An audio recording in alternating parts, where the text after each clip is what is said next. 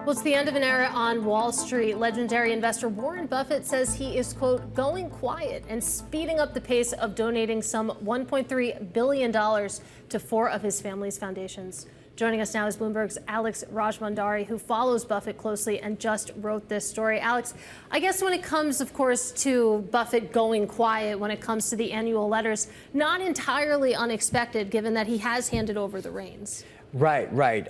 He's not going to write the annual letter this year. He's not going to speak at the annual meeting. These are big changes for Berkshire Hathaway. But he will keep writing those letters at Thanksgiving when he details a lot of his donations to the foundations of his late wife and his children. So we'll keep hearing from him every year. Yeah, I thought it was a bit funny. He said that his children, Susie, Howard, and Peter, they're in their 60s and their 70s. Yes. And Buffett said that it'd be a mistake to wager that they might all enjoy his, quote, exceptional luck in aging. The man is 95 years old. Right. So he's preparing for that. He says he wants to step up the pace of donations to his children so that they have his entire estate to give away after he passes away.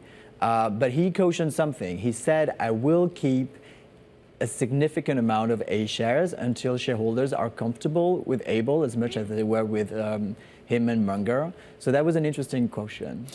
With regards to just his general role, I mean, we all kind of know a lot of the decision-making, the investment decision-making is being made by Greg and some of the other deputies there. But he still plans to kind of be the face, I guess, as long as he's capable of doing it, right? I mean, he will be chairman, so he will be on the background. But he did say at the annual meeting when he announced this, surprise that he was giving the reins to Able, he said he will have the final word on all operations and when it came to capital deployment. So Able is definitely going to step up. I was talking to someone who used to work for Buffett some years ago, who then struck out on her own to do her own thing.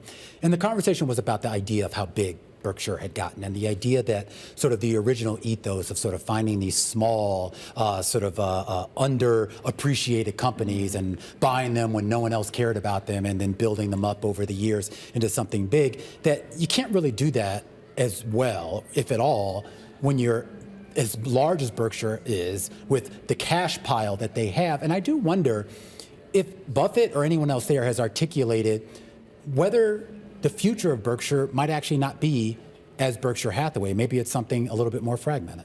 So that's not what Buffett says in his letter. Today he says that Berkshire has a less of a chance of a massive catastrophe than other companies. He says the share is still going to capriciously behave over the next years, but he says he asks shareholders to have some trust in him. So I don't think that's the plan. It is true, however, that it's hard for him to find sizable acquisitions, and we've seen that. The cash pile kept increasing. It's $382 billion now.